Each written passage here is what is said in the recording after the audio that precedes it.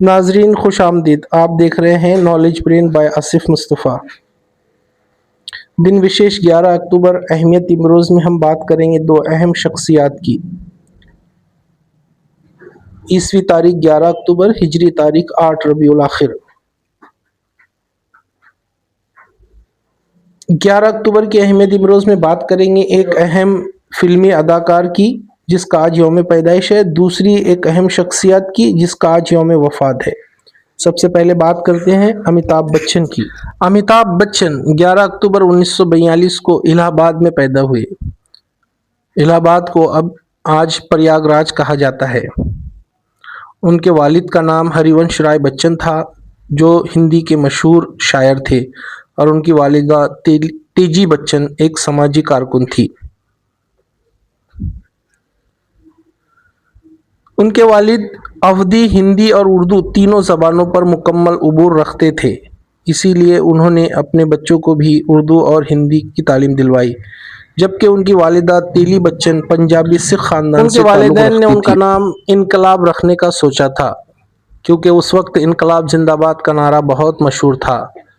پھر ان کے دوست احباب کے کہنے پر ان کا نام امیتابھ رکھا گیا۔ امیتابھ یعنی ایسی روشنی جو کبھی نہیں بجھتی۔ ان کا خاندانی لقب شری واستو تھا، لیکن ان کے والد نے اپنا قلمی نام بچن اختیار کیا تھا جس کا مطلب ہوتا ہے معصوم یا بچپن جیسا، اور آگے چل کر یہی ان کا خاندانی لقب اور خاندانی نام رہا۔ انہوں نے سب سے پہلے آل انڈیا ریڈیو میں بطور نیوز ریڈر درخواست دی تھی، لیکن آڈیشن میں ان کی آواز کی وجہ سے وہ کامیاب نہ ہو سکے۔ جس آواز کی وجہ سے وہ ناکامیاب ہوئے تھے وہی آواز آج ان کی پہچان ہے۔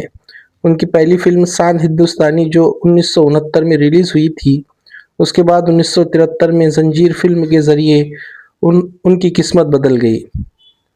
فلم زنجیر نے ان کا سب کچھ بدل دیا اور یہیں سے ان کا کیریئر اپنے عروج کو پہنچا۔ اس فلم کی وجہ سے ہی ان کو اینگری ینگ مین کا خطاب ملا تھا۔ ان کو کئی اعزازات حکومت ہند کی طرف سے دیے گئے، جس میں 1984 میں پدم شری، 2001 میں پدم بھوشن اور 2015 میں پدم وبھوشن جیسے اعزازات سے ان کو نوازا گیا۔ 4 بار نیشنل ایوارڈ برائے بہترین اداکار، درجنوں فلم فیئر ایوارڈز ان کو ملے ہیں۔ 1984 میں انہوں نے سیاست میں بھی قدم رکھا اور الہ آباد سے رکن پارلیمنٹ منتخب ہوئے، لیکن جلد ہی سیاست چھوڑ دی۔ 2000 میں انہوں نے ٹی وی پر ایک نیا دور شروع کیا جس کا نام تھا KBC یا کون بنے گا کروڑ پتی۔ KBC کے شو نے امیتابھ کے پورے کیریئر کو ہی بدل کر رکھ دیا۔ KBC سن 2000 سے 2025 تک لگاتار آنے والا ایک سیریل ہے جس میں ہزاروں لوگوں نے حصہ لیا اور کئی لوگوں نے بڑی بڑی رقمیں جیتی۔ اب چلتے ہیں آج کی دوسری اہمیت امروز کی۔ راشٹریہ سنت تکڑو جی مہاراج، ان کا آج یوم وفات ہے۔ تکڑو جی مہاراج کا پورا نام مانک دیو بنڈو جی انگڑے تھا۔ راشٹریہ سنت تکڑو جی مہاراج کی پیدائش 30 اپریل 1909 کو مہاراشٹر کے ضلع امراوتی کے ایک چھوٹے سے گاؤں یاولی شہید میں ہوا تھا۔ یاولی شہید یہ گاؤں امراوتی ضلع میں امراوتی شہر سے تقریباً 20 یا 25 کلومیٹر کی دوری پر ہے۔ جنگ آزادی میں انگریزوں کے خلاف تکڑو جی مہاراج نے گاندھی جی کا ساتھ دیا اور کئی مرتبہ وہ جیل بھی گئے۔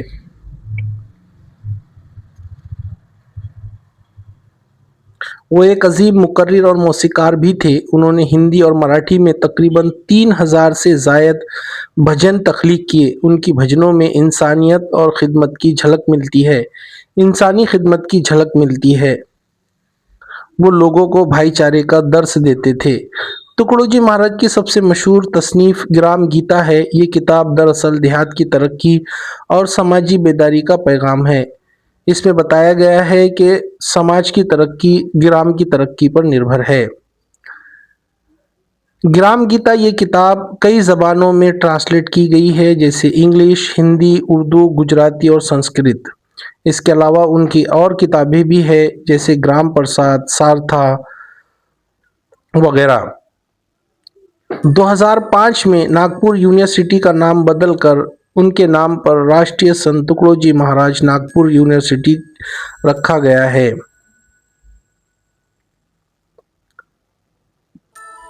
1993 میں انڈین پوسٹ ڈپارٹمنٹ نے ان کے نام سے ایک ڈاک ٹکٹ بھی جاری کیا ہے۔ ان کا ماننا تھا کہ اگر ہمیں ایک بہتر سماج بنانا ہے تو خدمت، سچائی اور بھائی چارے کی راہ پر چلنا ہوگا۔ انہوں نے کبھی بھی ہندو، مسلم، سکھ، عیسائی ان میں بھید بھاؤ نہیں کیا اور ہمیشہ سے بھائی چارے کا پیغام دیا۔ آج ان کا یوم وفات ہے۔ 11 اکتوبر 1968 کو 59 سال کی عمر میں ان کا انتقال ہوا۔ ان کا انتقال گروکنج آشرم، ضلع امراوتی میں ہوا تھا۔ گروکنج موجری یہ تیوسا شہر سے قریب میں ایک دیہات ہے، وہیں ان کا آشرم اور سمادھی موجود ہے۔